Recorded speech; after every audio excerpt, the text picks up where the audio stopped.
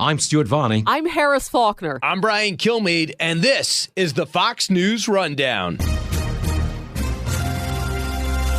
Friday, June 11th, 2021. I'm Jessica Rosenthal. Ahead of the G7 summit, President Biden said one of his goals was to send Russia and China a message. And while he's overseas, senators from both parties agreed on legislation meant to make us more competitive. What I think the Chinese Communist Party most dislikes about this legislation is that the U.S. is starting to take seriously the notion that we need to invest in ourselves. We speak with Indiana Republican Senator Todd Young. I'm Lisa Brady. The White House says the president wants to look Russia's leader in the eye, but he has faced some criticism for the upcoming meeting with Vladimir Putin. American presidents talked to Russian leaders during the height of the Cold War, and nobody thought anything of that. You got to talk to your friends, you got to talk to your enemies. We speak with Fox News Sunday host Chris Wallace. And I'm Joe Concha. I've got the final word on the Fox News Rundown. For the first time as president, Joe Biden is overseas meeting with the leaders of several countries in the UK for the G7 summit. And before he left, he told reporters, strengthening the alliance, make it clear to Putin and to China that Europe and the United States are tight and the G7 is going to move. Thursday, the president pledged to donate 500 million Pfizer-made COVID vaccines through the Global COVAX Alliance to more than 90 lower-income countries. We're going to help lead the world out of this pandemic, working alongside our global partners. Under the UK chairmanship of the G7, democracies of the world are poised to deliver as well. President Biden has said multiple times in the context of his infrastructure proposal or foreign policy or COVID that the fight between democracies and autocracies is on, and that autocracies believe they will win because democracies like ours require consensus, agreement. In our case, that's bipartisanship. There is one area in which Democrats and Republicans have come together, and it's, in fighting autocracies, specifically China. This week, the Senate passed the U.S. Innovation and Competition Act, also known as the Endless Frontier Act. We'll see if the House agrees to it, but the vote was 68 in favor of it. Senate Minority Leader Mitch McConnell voted for it as well. I think President Biden's message is actually accurate. Indiana Republican Senator Todd Young was a co-sponsor of the legislation. We democracies can indeed, if we stay unified, we can win the 21st century and ensure that our way of life and our values continue to be protected. But that's going to require us coming together to pass important pieces of legislation and to collectively work to resist some of the malign behavior, some of the predatory behavior of the Chinese Communist Party. The Chinese Communist Party has, for a number of years now, been involved in economic predation. They've been stealing our intellectual property. They've been dumping cheap goods into our markets. They have been requiring joint ownership in companies that want to sell into or operate in China. So we don't do any of these things. And when it comes to resisting this, we fail to come together. It does send a message to the Chinese Communist Party that maybe we're not serious as a country and as an alliance system about resisting their predation. So that's why it was really important this week for the United States Senate to come together, and we saw a vote of over two-thirds of the United States Senate, Republicans and Democrats, to make sure that we boldly invest in what is, candidly, the most sweeping, broad-based anti-Chinese Communist Party legislation in our nation's history. And the real point of emphasis on this legislation is making sure that when it comes to technology development, the U.S. leads the way so that we might outgrow, out-innovate, and out-compete the Chinese Communist Party. Yeah, let's talk a little bit about what is in this bill. And just to be clear, you were a part of the Endless Frontier Act. That is within the U.S. Innovation and Competition Act that got passed. That's the name of the bill. Talk to me about what is in this. What are we spending money on here and effort on here? So we are investing in some critical 21st century cutting-edge technologies, many of which have direct military applications, all of which will be required to ensure that our workers are the most productive in the world and therefore we remain among the most prosperous countries in the world. We're really taking a page right out of our post-World War II years, where we invested in our national scientific enterprise. We invested through our universities, international laboratories, in things like aerospace and medical equipment. We developed an entire aerospace industry. We came up with breakthroughs like MRIs, and on account of these breakthrough technologies, we're able to spin off businesses and even develop entirely new sectors of our economy. That wealth and that bringing to bear of the American creative and innovative and entrepreneurial spirit helped us defeat the Soviet Union. Well, we need to essentially adopt the same model as we relate to the Chinese Communist Party. We'll continue to do some business with the Chinese. They have a different form of government and a different sort of economy than the Soviet Union had. But what is for certain is that when it comes to these key tech areas and more broadly our economic growth, we need to work with our partners and allies around the world and ensure that we're not outmatched or outpaced at any moment by the Chinese. The Chinese did not like this act that passed. Their Foreign Affairs Committee said that this bill seeks to exaggerate and spread the so-called China threat to maintain global American hegemony, using human rights and religion as excuses to interfere in China's domestic politics and deprive China of its legitimate development rights. I'm wondering what exactly they're afraid of in this legislation, and I'm going to list off some things here. Is it the part of the legislation that says Taiwanese officials can wear their uniforms and fly their flag here when they're on official business? Is it the part that says intelligence reports need to be gathered on Chinese objectives in international organizations? Or is it the part that says we will be doing extra work with our allies in an effort to compete with them? These are some of the things that are in this legislation, and I'm wondering, what is your read on what the Chinese read is of the legislation? Well, there's not much to like if you're Xi Jinping in this anti-Chinese Communist Party legislation. So between Xi Jinping and Bernie Sanders, I know there's been some, shall we say, principled opposition to these key strategic investments.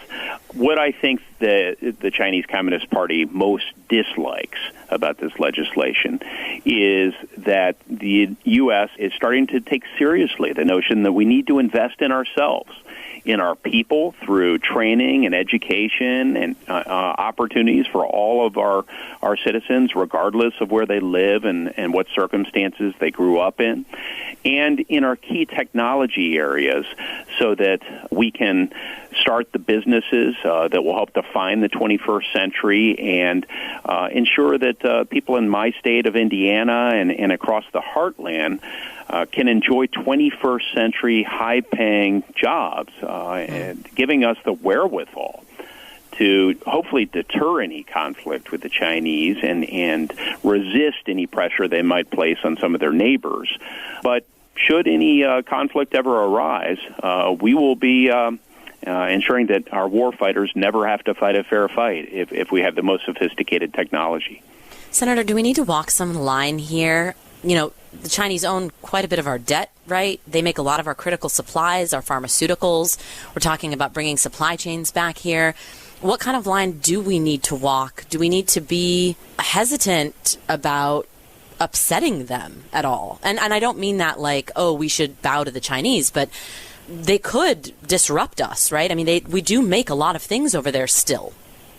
Well, and we will continue to make a lot of things over there. One would hope, if we make the right sort of investments, that the things that require the greatest level of skill to make and therefore compensate our workers the most for making, those are made here in the United States. We want to import cheap things out of Asia and other countries comparatively. So our country can benefit from trade if we do trade right and if we engage in fair trade. and if we ensure that we have mechanisms to train people and support people if trade or automation disrupts their lives. So, yes, we have to be careful, but I think the best way we can be careful is by ensuring that we don't regard this competition between the United States as China is exclusively one between two countries, but instead, if we play this right, this is actually going to be a competition between China and the rest of the world. I mean, who really wants to be China's partner? Really no one. They engage in predation even with their so-called partners. They engage in debt trap diplomacy. They bully their neighbors. The only real ally of sorts that they might have is North Korea, and even with them, they have a conflicted sort of tense relationship. And so the best China can hope for is to recruit a bunch of vassal states by investing in them and scaring them into their orbit. The best we can do is continue to live up to our value system and reassure our allies that we will work with them to win the 21st century. That's interesting. Recently, wrestling and movie star John Cena apologized pretty profusely for calling Taiwan a country. He was extremely apologetic to the Chinese people, and it reminded a lot of us of the Daryl Morey tweet. The Houston Rockets GM said that he stood with the people of Hong Kong, and the NBA backed his freedom of speech at that time. The Chinese then canceled a bunch of scheduled NBA events and game airings on TV there. What do you make of this hold China has on our entertainment and sports industries? Because it's not matching the language we're now hearing out of the Beltway or even from our intelligence agencies about China. Well, look, it's to some extent, unfortunately, reflective of the fact that the leaders of many of our institutions, many government leaders, leaders of higher education, certain members of the media, members of our philanthropic community, even organized religion, have grown out of touch with the American people. In fact, many of these leaders consider themselves citizens of the world, not really citizens of the United States and part of this nation. So when our elites, when many of our leaders and those who have benefited from the laws and the culture and history of this society, see themselves in that way, I think they're more inclined to bow to the pressure for financial purposes of the Chinese Communist Party. So what we really need to do is to call out these episodes and let our business leaders, most especially, and members of other institutions know that earning a buck is important. It's part of what it means to be an American. We're a capitalist society, and it's great. But standing on principle and standing up for the American way as opposed to kowtowing to Chinese dictators is also very important.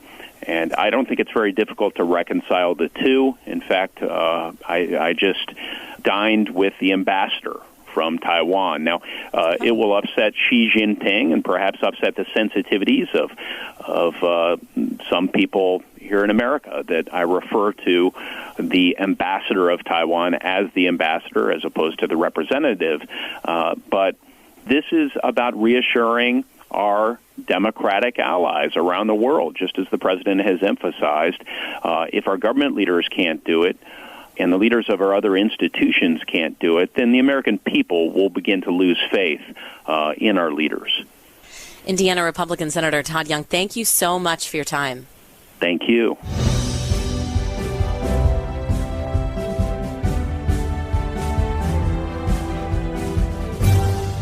This is Joe Concha with your Fox News commentary. Coming up.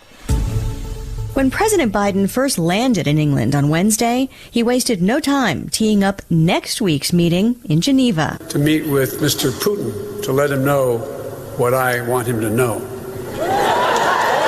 That summit with Russia's president will be after the strong show of unity the White House expects at the G7 and NATO gatherings, already reflected in his first bilateral meeting with British Prime Minister Boris Johnson, who called their discussion Thursday a breath of fresh air, reaffirming a shared commitment between the two nations to address many issues, from COVID and climate to trade and security, even though the two leaders have had personal and political differences in the past.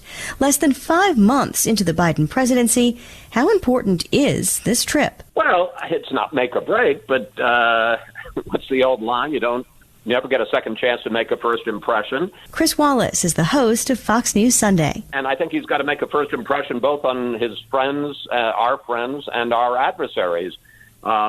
He's meeting with the G7. He's meeting with NATO. He's meeting with the European Union. And I think he wants to say, I'm a different president than Donald Trump was. I'm going to be more of a supporter and an ally and a friend and less of a critic, and that's important, and particularly important in things like trying to mobilize the West against China on a variety of issues. And then, of course, he's got the big meeting in less than a week with Vladimir Putin in Geneva, and I think he wants to.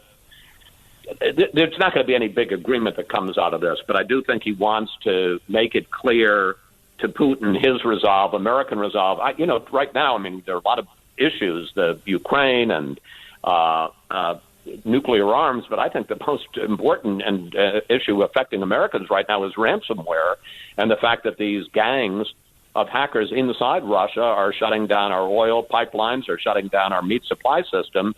And he's somehow got to make it clear to Putin, this can't go on. Even if you're not formally in charge of it, you got to shut it down or you're going to pay a price. So I think it's an important meeting. Yeah, that seems like maybe the biggest minefield, if you will, of the trip, right? Because he's had some critics, I think, from both sides of the aisle, among Democrats anyway, who've said, maybe you shouldn't really be giving him this meeting. It amounts to a reward for bad Russian behavior. Yeah. He certainly has gotten that criticism. I think that's foolish. I think that was a much more legitimate statement to make about Kim Jong-un when Donald Trump met with him, and raising the question of whether you take this guy who's very much on the sidelines, who's kind of isolated and in a box, and you put him on the world stage. Vladimir Putin is the head of Russia, and has been for the better part of 20 years. It's not like you're elevating him. He's naturally elevated simply by the nature of his position and the length of his rule. So I'm not sure that I agree with that. And look, in terms of rewarding him, American presidents talked to Russian leaders during the height of the Cold War, and nobody thought anything of that. You got to talk to your friends. You got to talk to your enemies. On the subject of ransomware, the FBI, the Justice Department are putting a lot more attention on it. Are people going to expect the government to do more? The White House has certainly made a point of saying to the private sector, look, you've got to step up your cybersecurity game. Well, I don't think that the federal government can do it all by itself. I'm not sure we want the feds controlling the internet, the online cyber infrastructure of every private company in America. I think you'd get a lot of individual freedom, civil liberties people having concerns about that. The government has got to do whatever it can, and private companies have to do what they can, and individuals. I was online just this week and got a pop-up, and, because I'd gotten training from Fox, didn't respond to it. And yes, it turned out it was a phishing, phishing things, and I knew because I'd gotten the Fox training. Individuals need to know that so that they don't log on and suddenly their computer and the computer system is taken over by bad actors. Before the president's trip, we had Vice President Kamala Harris's first foreign trip, in this case, south of the border. She's been getting very mixed reviews from both sides. Is that fair? Yeah, I think it is. I think it was a bad trip on her part. It was her, we talk about you don't get a second chance to make a first impression. She really hasn't played a big role on the international stage like President Biden has. And here she is on her first trip foreign trip as vice president, and I think she made kind of a hash of it. You know, if there's one thing you knew, it was that she was going to be asked. I mean, this wasn't some trick gotcha question. Why haven't you gone to the border in the 5 months you've been vice president? And when Lester Holt of NBC asked that question, she gave a bad answer when she said, well, I haven't been to Europe either. I just think there were many better ways she could have handled it than she did. And I think she hurt herself. I mean, is it fatal? No, it wasn't a disaster, but I think it was a bad first trip for her and a bad start to her vice presidency. Certainly the border is an issue that the administration is going to continue to get questions on and continue having to deal with. Infrastructure seems to be an issue that's not got no easy answer either. Just before the president left for his trip, he pulled the plug on talks with Senator Shelley Moore Capito, the lead Republican negotiator. There are still some bipartisan efforts on the Hill and at the White House. Which side comes out looking worse, though, in a case like this, when those direct talks that seem to be making progress are ended? Well, you know, like everything else, I think it ends up being very partisan. If you're a Republican, you don't like all the spending, you don't like the increase in taxes the president wants. If you're a Democrat, you think these people don't care, Republicans and the ones who were pushing for these sharp limits on spending and no taxes, that they don't care about the average person. My guess is politically, it probably plays to the president's advantage more because infrastructure is popular, and to the degree that he can portray Republicans as blocking it, I think that works to his benefit.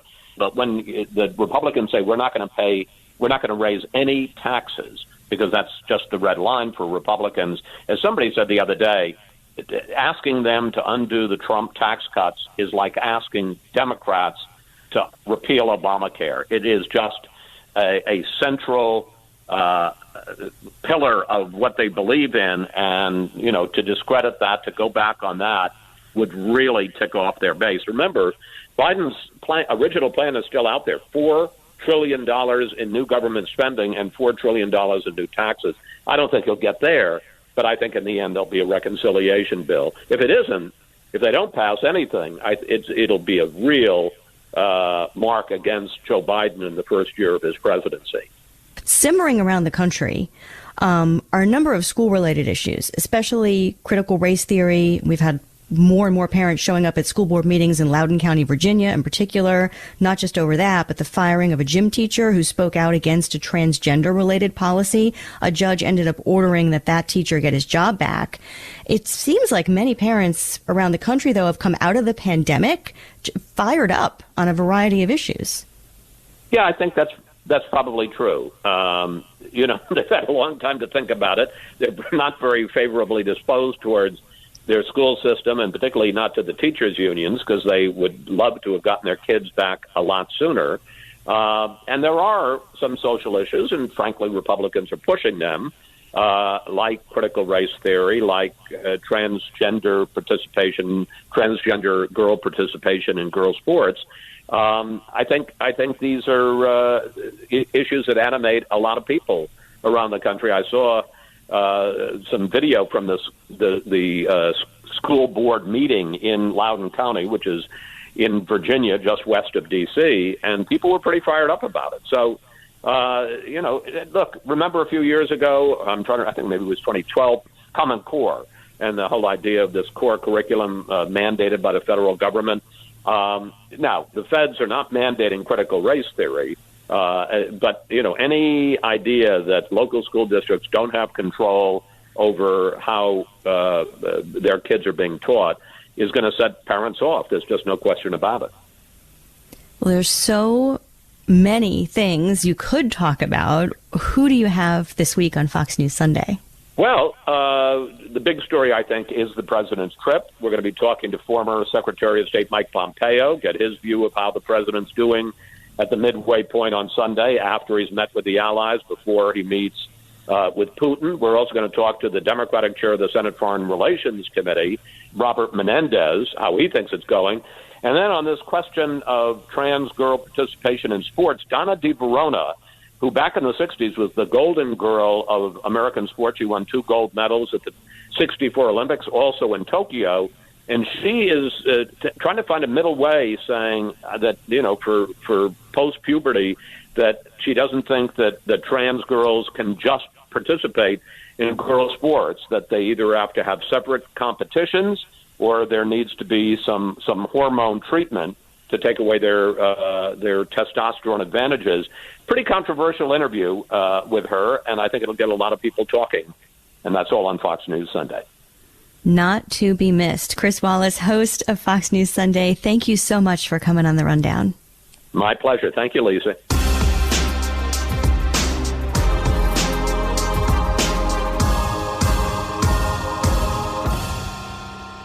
I'm Guy Benson. Join me weekdays at 3 p.m. Eastern as we break down the biggest stories of the day with some of the biggest newsmakers and guests. Listen live on the Fox News app or get the free podcast at GuyBensonShow.com.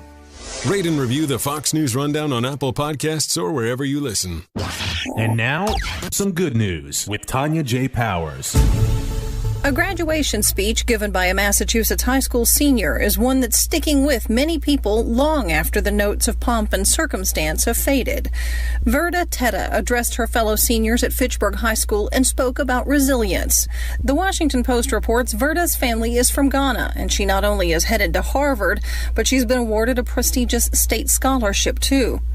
During the graduation ceremony, she was also given the school's highest honor, an award that came with $40,000, $10,000 a year for up to 4 years.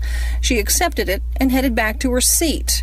But as another speech wrapped up, she went back up to the stage for an unscripted moment that people nationwide are talking about.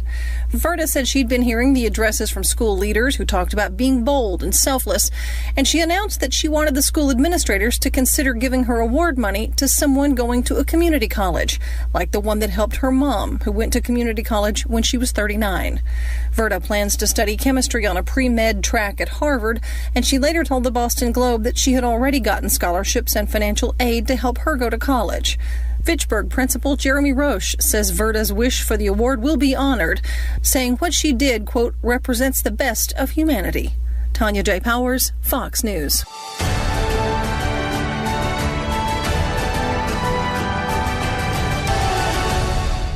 It's time for your Fox News commentary. Joe Concha. What's on your mind? In what could only be called a train wreck and a dumpster fire, Vice President Kamala Harris really stepped in it during an interview with NBC's Lester Holt. Do you have any plans to visit the border? At some point, we are going to the border. We've been to the border. So this whole thing about the border, we've been to the border. We've been to the border. You haven't been to the border. And I haven't been to Europe. And I don't. Well, we could see why the White House won't allow her to even sniff anything resembling a press conference since being appointed as border czar nearly 80 days ago. Because this is a politician who can't handle basic questions. Meanwhile, things are only getting worse at the catastrophe at the U.S. southern border. A border the VP refuses to visit. Save the tape. Any talk of Kamala 2024 just ended following this disaster of a trip to Central America. I'm Joe Concha. You've been listening to the Fox News Rundown. Stay up to date by subscribing to this podcast at foxnewspodcasts.com. And for up-to-the-minute news, go to foxnews.com. Did you hear the news? Now you can. With instant updates from Fox News for Amazon Alexa. Just say, Alexa, play news from Fox. In Fox News. It's the latest when you need it, on demand, from Fox News and Amazon Alexa.